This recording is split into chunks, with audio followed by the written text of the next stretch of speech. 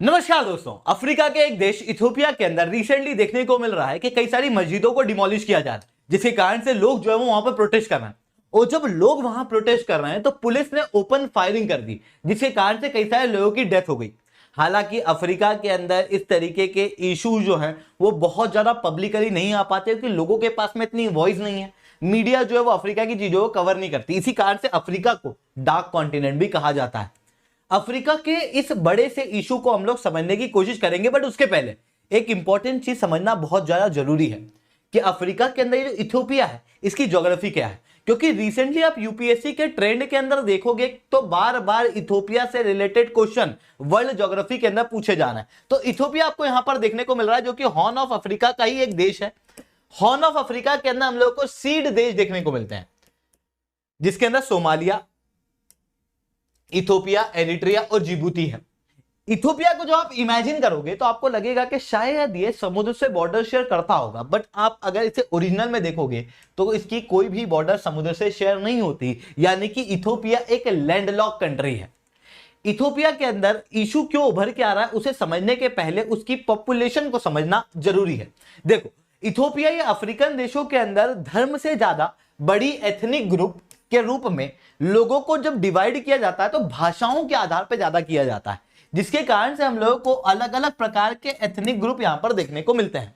वहीं इथियोपिया के अंदर ही जब मैं बात करता हूं धर्म के आधार पर किस तरीके से लोगों का विभाजन है, तो 43.1% लोग यहां पर क्रिश्चियंस हैं, जो ऑर्थोडॉक्स क्रिश्चियन कहलाते हैं। वहीं 34.1% लोग यहां पर मुस्लिम हैं। क्रिश्चियन के अंदर ही एक और ग्रुप देखने को मिलता है, दैट इज प्रोटेस्टेंट, जो कि 19.4% है।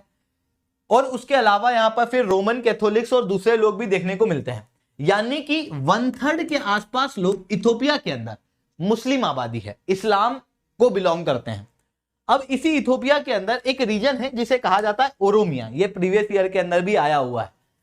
ओरोमिया के आसपास ही हम लोगों को देखने को मिलता है। यहीं पे इथियोपिया की राजधानी है अदीस अबाबा।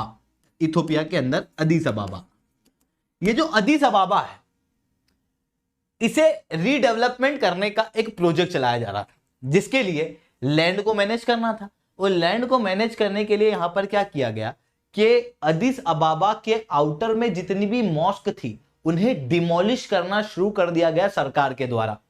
इस ट्वीट के अंदर आप क्लियरली देख सकते हो कि पिछले कुछ हफ्तों में लगभग 19 मस्जिदों को डिमोलिश कर दिया गया था इथियोपिया के अंदर। इथियोपिया के अंदर इशू इस समय तक उभर के नहीं आया था। इशू इथियोपिया के अंदर तब उभर के आया जब वहां पर ग्रैंड अनवर मॉस्क को डिमोलिश किया गया। ये 1922 के अंदर इटालियन गवर्नमेंट द्वारा इथियोपिया के अंदर बनवाई गई थी और अभी तक की सबसे बड़ी इथियोपिया की मॉस्क है।